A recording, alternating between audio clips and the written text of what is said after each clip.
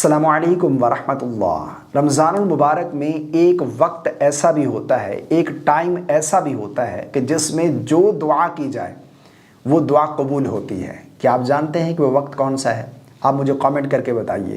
میں آج آپ لوگوں کو وہ وقت، وہ ٹائم بتانے جا رہا ہوں کہ جس میں جو دعا آپ کرتے ہیں آپ کی دعا رد نہیں ہوگی، آپ کی وہ دعا قبول ہوگی۔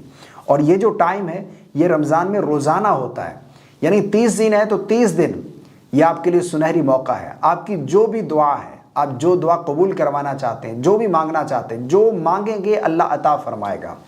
اور یہ اس کی جو قبولیت کی گارنٹی ہے یہ کسی مفتی نے، کسی عالم نے یا کسی پیر نے نہیں دی، بلکہ اللہ کے نبی صلی اللہ علیہ وسلم نے اس وقت میں کی جانے والی دعا کی قبولیت کی گارنٹی خود دی ہے۔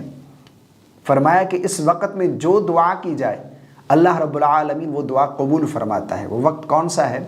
وہ وقت جان لیجئے، وہ ہے افطار کا وقت۔ روزہ دار جب افطار کرتے وقت جو دعا کرتا ہے اللہ رب العالمین اس کی دعا قبول فرماتا ہے۔ حدیث پاک کا مفہوم ہے کہ افطار کے وقت روزہ دار جو دعا کرے اس کی دعا رد نہیں ہوتی، وہ دعا قبول ہوتی ہے۔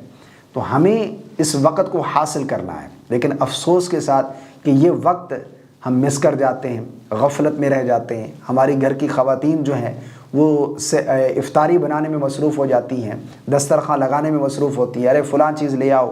گھر کے جو مرد ہیں وہ ایسے ہی ٹائم کتنا بچ گیا، اتنا بچ گیا، فلاں چیز لے آؤ، تو اس چیز میں ہی وہ وقت ضائع کر دیتے ہیں۔ حالانکہ یہ ہمارے لیے سنہری موقع ہے۔ اگر آپ چاہتے ہیں کہ آپ کی کوئی دعا قبول ہو، آپ چاہتے ہیں کوئی دعا میں یہ میری دعا قبول ہو جائے، یہ میں مانگنا چاہتا ہوں اللہ سے، یہ مجھے مل جائے، تو آپ کے لیے سنہری موقع ہے، اسے حاصل کیجئے، اسے ضائع نہ کیجئے۔ افطار کے وقت 5-10 منٹ پہلے ماحول بنائیں، دسترخوان لگا دیں اور 5-10 منٹ پہلے اجتماعی دعا کریں، بچوں کے ساتھ بیٹھ کر انفرادی دعا کریں۔ اللہ سے جو مانگنا ہے آپ مانگیں، اللہ آپ کی دعا رد نہیں فرمائے گا۔ دعا کی قبولیت کی گارنٹی میرے نبی نے دی ہے۔